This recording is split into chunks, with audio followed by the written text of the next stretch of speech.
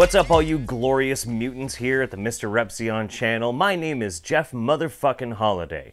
Good to meet ya. And Repzion, being very generous guy that he is, has started asking some people to do guest videos. You've probably already seen some of them. So now it's my turn. This channel is now mine. For a little bit. I'd like to talk today, right now, completely unscripted, off the seat of my fucking pants about something that's really important to me.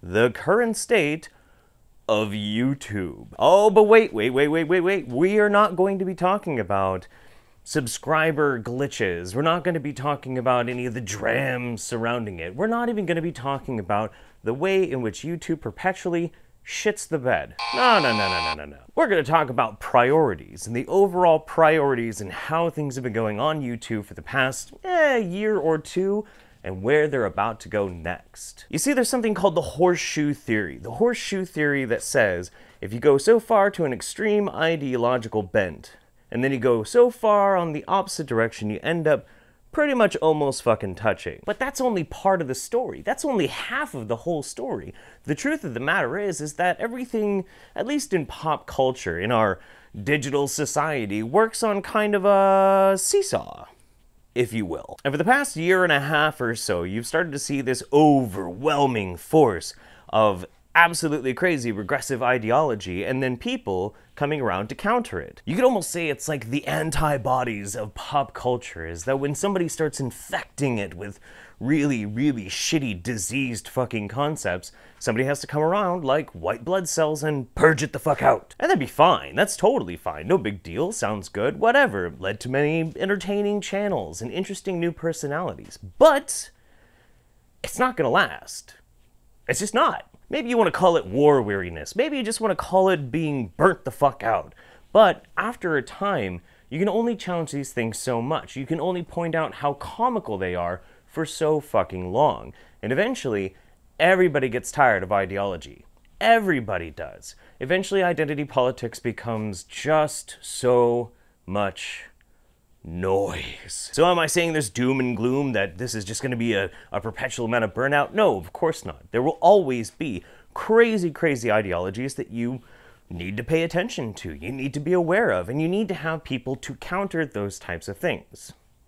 But new times are ahead, and holy fucking shit, man, am I excited.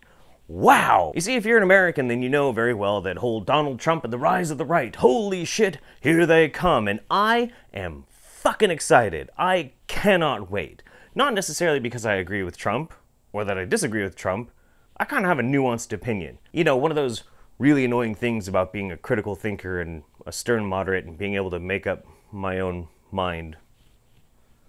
Annoying, huh? But it's happening over in Europe too. The rise of right-wing politics. New conservative values coming around and giving their fair share because the left has pretty much just been shouting out all opposition. So, again, the seesaw.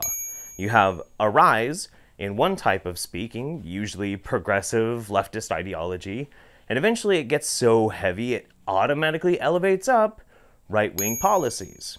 That's kind of how it goes. Now, for someone like me who doesn't really like dichotomies, and especially in the way that we talk and the things that we think about, this can be kind of annoying, but it also presents interesting opportunities. If you live in the West, especially if you live in America, when was the last time that you felt threatened by religion? Except Islam. When was the last time? When was the last time that you saw Pat Robertson on the fucking TV and you're like, holy shit, dude. Fuck, we gotta do something about these maniacs. Probably not very often, but oh, it's coming. Oh, it's coming. Holy shit. The perpetual nagging and screaming, the everything is racist, everything is sexist, everything is problematic, and you must call it all out, simply, inevitably makes people react violently, if not actual and physical violence, but with violent sounding rhetoric. It gets people angry, and there's a name for what's happened for that, and it's an amazing phenomenon called the alt-right. And maybe about 4 months ago or so, the alt-right was alright, just a bunch of trolls on the net. No big fucking deal. Hey, we might post some Hitler memes, but you know what? It's just a meme! But that's not lasting. The majority of the people that I know who identified as alt-right 4 months ago no longer use the label because a really interesting thing happened. You see, they started spreading these memes and having these conversations and communicating with each other. And then they found that some of the people, the very fervent people who love the concept of the alt-right, started sounding like they were serious. Shit. And so what happens? You're a 14-year-old edgelord. You were just posting a Nazi gif for the meme value. It's to be funny, right? But then the person that you're sharing with suddenly is like, yeah, I mean, whites are superior, right? Wait, what? So there's a big purge happening. And so while it's kind of becoming a little tiresome to hear all this babble about ultra-aggressive, leftist, feminist, blah, blah, blah, blah, blah, it might be getting kind of tiring. But on the surface, underneath that, the reaction to it, the seesaw effect, is that it's been elevating people up. Now, I hate to use this terminology because I find it fucking obnoxious. But in a way, it's kind of accurate. It's kind of normalizing.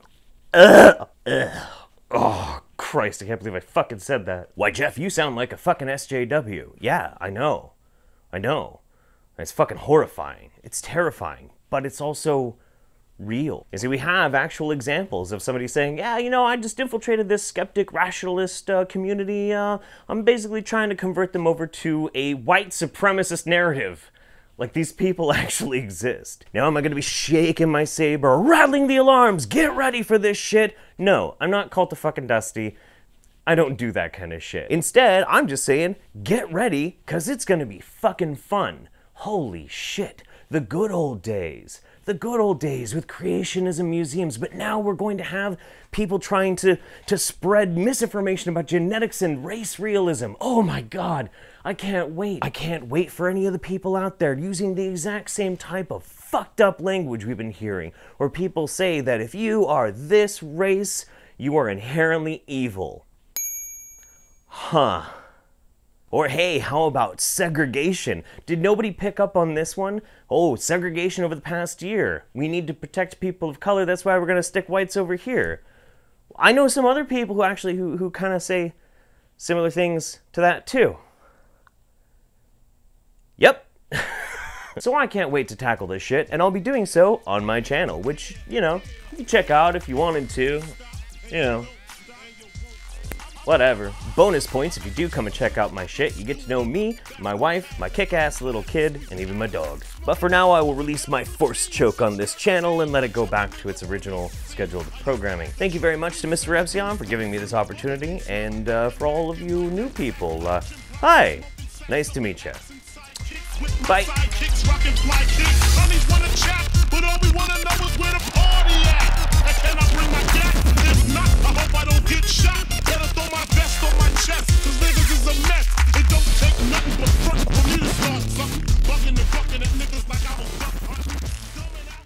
I sexually identify as a trigger fetishist.